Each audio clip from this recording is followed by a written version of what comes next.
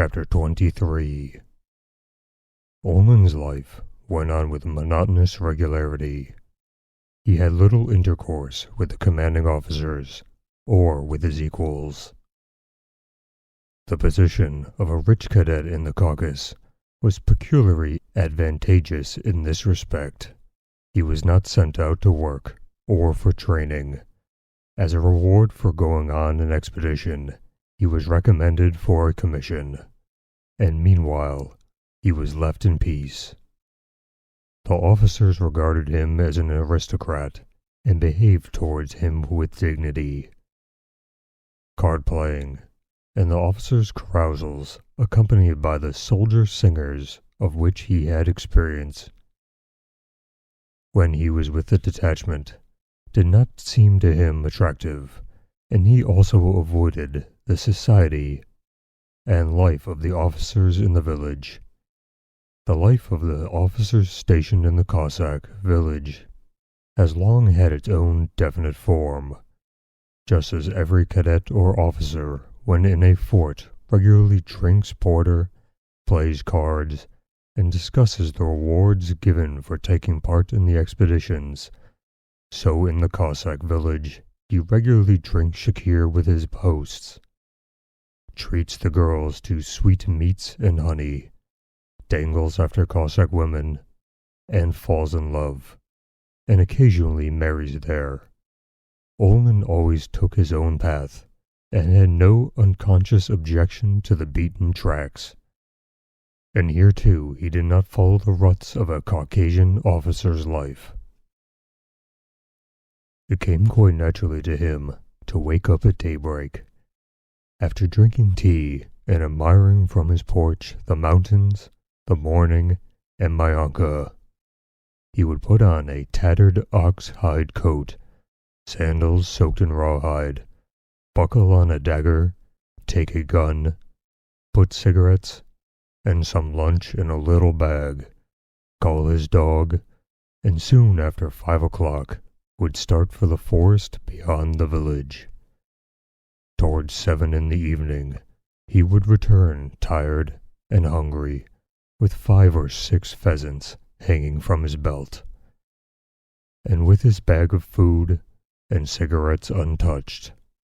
If the thoughts in his head had lain like the lunch and cigarettes in the bag, one might have seen that during all those 14 hours not a single thought had moved in it.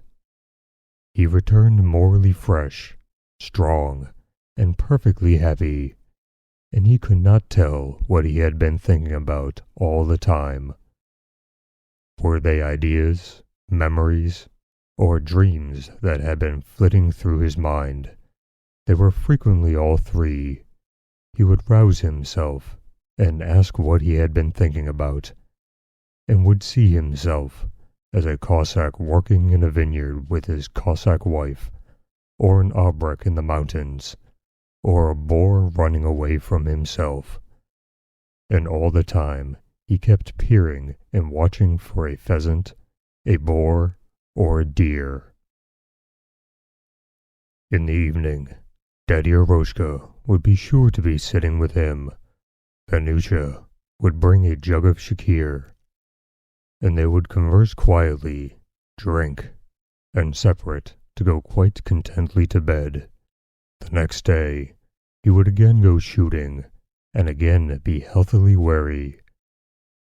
Again they would sit conversing and drink their fill, and again be happy.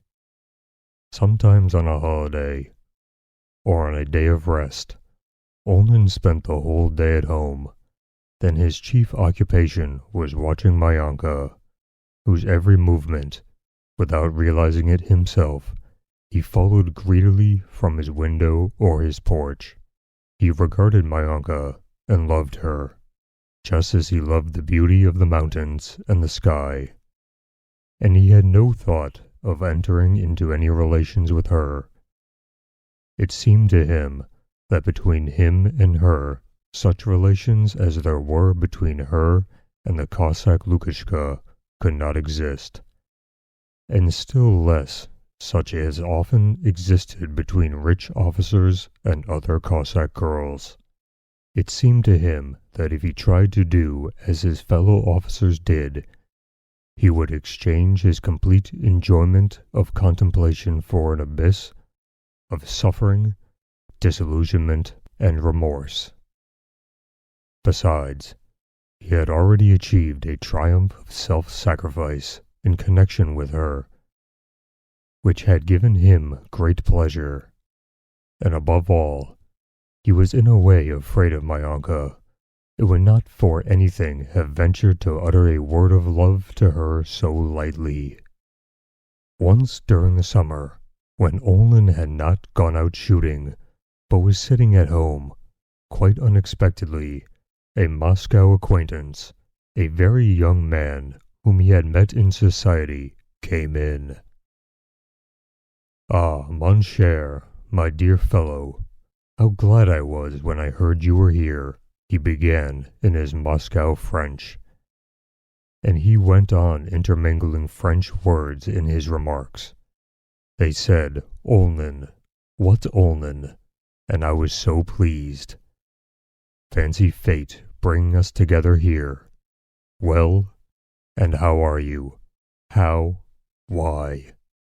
And Prince Beletsky told his whole story, how he had temporarily entered the regiment, and how the commander-in-chief had offered to take him as an adjunct, and how he would take up the post after this campaign, although personally he felt quite indifferent about it.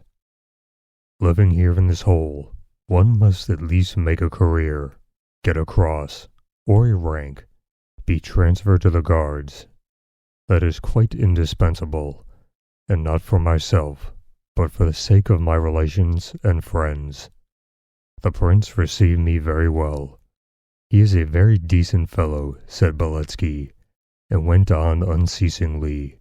"I have been recommended for the St. Anne's Cross for the expedition, and now I shall stay here a bit until we start on the campaign. It's capital here. What women!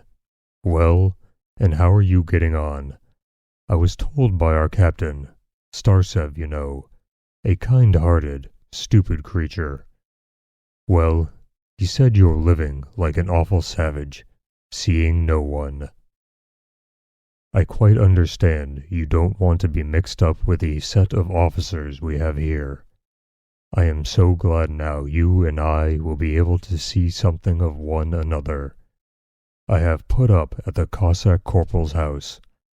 There is such a girl there, Stenska. I tell you, she's just charming."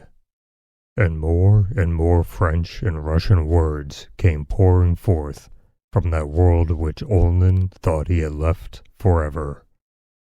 The general opinion about Beletsky was that he was a nice, good-natured fellow. Perhaps he really was, but in spite of his pretty, good-natured face, Olin thought of him extremely unpleasant. He seemed just to exhale that filthiness which Olin had forsworn. What vexed him most was that he had not the strength abruptly to repulse this man who came from that world, as if that old world he'd used to belong to had an irresistible claim on him. Olin felt angry with Beletsky and with himself, and against his wish he introduced French phrases into his own conversation, was interested in the commander-in-chief and in their Moscow acquaintances, and because in this Cossack village he and Beletsky both spoke French, he spoke contemptuously of their fellow officers and of the Cossacks, and was friendly with Beletsky, promising to visit him and inviting him to drop in to see him. Olin, however, did not himself go to see Beletsky. Fanusha, for his part, approved of Beletsky, remarking that he was a real gentleman. Beletsky at once adopted the customary life of a rich officer in a Cossack village. Before Olin's eyes, in 1 month, He came to be like an old resident of the village. He made the old men drunk, arranged evening parties, and himself went to parties arranged by the girls, bragged of his conquests, and even got so far that, for some unknown reason, the women and girls began calling him Grandad. And the Cossacks, to whom a man who loved to wine and women was clearly understandable, got used to him and even liked him better than they did Olnin, who was a puzzle to them.